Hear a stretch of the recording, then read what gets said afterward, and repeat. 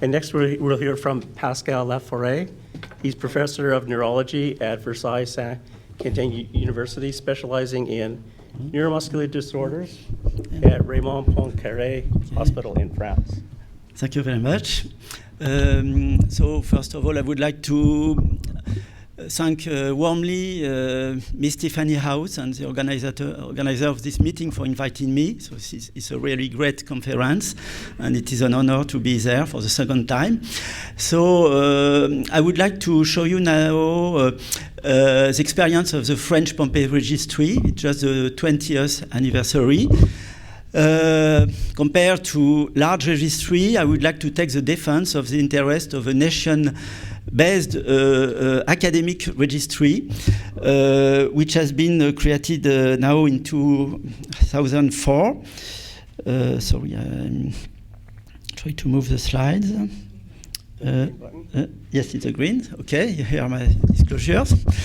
First of all, some practical issues to be very clear. This registry is based in France, hosted by a server, 4D servers in Montpellier Hospital.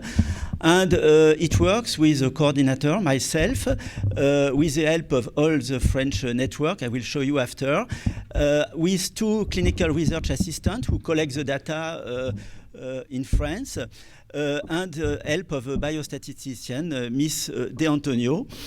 So we have this small organization allowing us to collect data of relatively good quality, but this is also an important issue. It's very difficult to maintain a high quality and the monitoring of such registry. Importantly, each of the center can have access to its own data, and they can extract very easily the data. And of course, the aim of the registry is to have shared data, to have an important overview of the French population. The goals of the Pompe Registry are several. First of all, and initially, it was created before the era of ERT, just before the beginning of ERT. So the aim was to better determine the epidemiology and the natural history of patients in France. The other interest, obviously, is now the follow-up of biomarkers and the different clinical evaluations. This registry is now associated with a biobank that we developed recently. And of course, importantly, we can, thanks to this data, obtain a real-life evaluation of efficacy of various therapies. The first one was Myozyme, and probably in the future, many other therapies could be evaluated in the same database. Another important interest of this kind of registry, it's not the only registry in France, we have several registries for neuromuscular disorders. It can foster collaboration and research. Regarding Pompe disease, we have a yearly Pompe meeting in France, allowing to gather all the clinicians involved in the work of the Pompe registry, but other research work in the field of Pompe disease. You see here a schematic map of the different neuromuscular centers. I would like to emphasize on the fact that in France, we have a rare disease plan with funding from the Ministry of Health, allowing to have a reference center for neuromuscular disease, but also for metabolic disease. Pompe disease is a disease which is a metabolic and a muscle disorder. So the patients are followed in all these different centers. The neuromuscular network is called Phenomus, and the metabolic network is called G2M, coordinated by Professor Pascal Delonlay in Necker Hospital in Paris. Here you can see the different centers where the patients are followed. The complexity of the follow of the patient with Pompe disease and for the collect of the data is that the patients are scattered all over the territory. We have not only one reference center for Pompe, all the patients are followed close to their home. So you have more than 10 pediatric metabolic centers, more than 30 adult centers, showing you the difficult task to collect the data in all these centers, and the role of the research assistant is to travel regularly to collect the data in each center to have access directly to the file of the patient to improve the quality of the data, because as you know, the clinicians are not able, they don't have the time to fill directly the registry. So there is a coordination between the local physicians, the research assistant, and the coordination of the registry to monitor the data. You see here the rate of inclusions in the beginning of the registry. Of course, at the beginning, we started more hectically. So now we have a regular cruise rhythm. Interestingly, approximately 10 or 15 patients each year are included in the registry, showing again the rarity of this disease. And 10 patients each year is really a rare disease. And regarding the pediatric case in red, we started the inclusion more recently, in the last 10 years, because it was, for technical issues, it was more difficult to have a good coordination. But now we have a very nice coordination with colleagues, pediatricians. And today, approximately 330 patients have been included in the registry. Of course, unfortunately, not all the patients are still alive, because we consider all the patients in the beginning alive or dead. One of the important aim is to obtain an overview, a description of the population in France. In the last 10 years, we could increase importantly the number of patients, allowing to have a description of the population. Just a picture to show you what kind of data we can have. Similarly to the very nice work published in Netherlands groups, we can have such data with the date of first symptoms of diagnosis. Inclusion in the registry obviously is later, but now the inclusion are more often close to the time of diagnosis.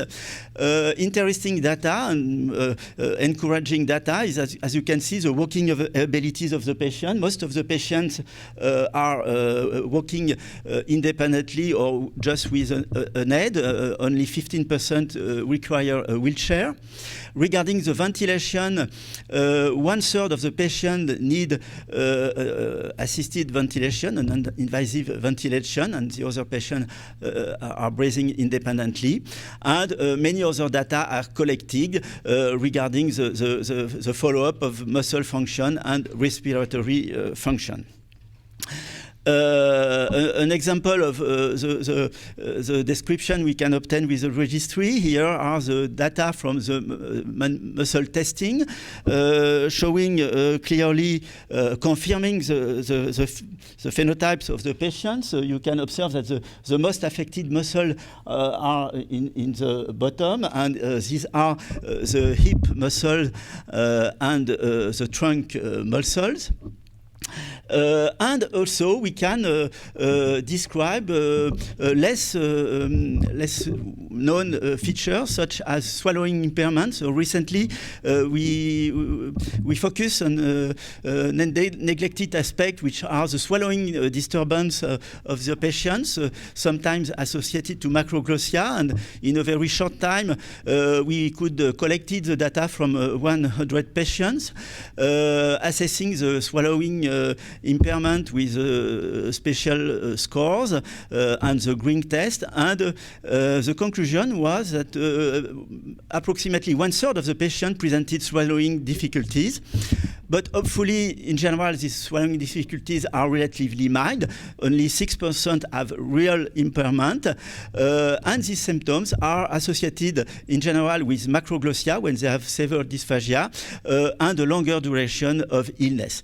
And regarding the care of the patient, only 15% of the patients with this swallowing problem of dysarthria were followed by speech therapists, emphasize the need to be more cautious to these symptoms and to address also the patient to speech therapists if needed. A second important goal of registry is to analyze, of course, the benefit of treatment. Thanks to the French registry, we were able to describe the long-term effect of L-glucosidase alpha. You can see, on the left, the long-term effect on 6-minute walking test, showing a ceiling effect in the first 2-3 years. We were also able to better describe in our population the patient with adverse events related to immune reaction. This is hopefully rare in adults, but it can be very difficult to manage. So in this paper, we collected the patient who had severe adverse events in France and proposed a flow chart to help to treat this adverse event. And third and last point, beside the collect of data, we can also retrieve individual data from the patients. Just to click on a button, we can have the curve of follow-up of the different patients. So when we are facing a patient with today, sometimes the question whether we had to continue or to switch a treatment, we can have this kind of curve. Here it is a patient with a really stable vital capacity over many years, more than 15 years. So we classify this patient as a good responder. But by contrast, you can see here a patient with a very important decline of walking test since the beginning of the treatment. This patient was treated by Myozyme. And when discussing now in France the possibility to switch the patient, because we can switch patient to Nexviazyme, not to Amicus, because it is not authorized by the authorities. Clearly, when we see this patient, we decide to switch to Nexviazyme. Another example of a patient who was initially a good responder in the first year, as it is quite often, but after that, a secondary decline. In this case, we also decided to switch. And a last example, I would like to finish, to go back to the discussion we had yesterday. This is an example of a patient that I previously presented in some congresses, diagnosed at the age of 19 months of age with a muscle biopsy typical of Pompe disease. As you can see, the long-term follow-up of this patient is very reassuring. He has a stable vital capacity. This patient has not been treated until now. He's 35 years of age. He's playing handball, and his muscle MRI is only showing a very mild muscle impairment. So just to emphasize also the interest of registry for the clinical follow-up of the patient individually. And a last very quick slide to show you that we were able also recently to provide some initial data regarding the switch of 29 patients from Myozyme to Nexviazyme, showing mild stabilization regarding the walking impairment, the 6-minute walking test. So perhaps for a subgroup of patients, a benefit of this switch, which is again discussed case by case in all our patients. So in conclusion, I just want to acknowledge all my colleagues in France, because this kind of registry cannot work without a very narrow collaboration. This is of course a lot of energy and of time, but this collaboration allows to enroll all our colleagues in the different works that I have shown you in this presentation. So thank you for your attention.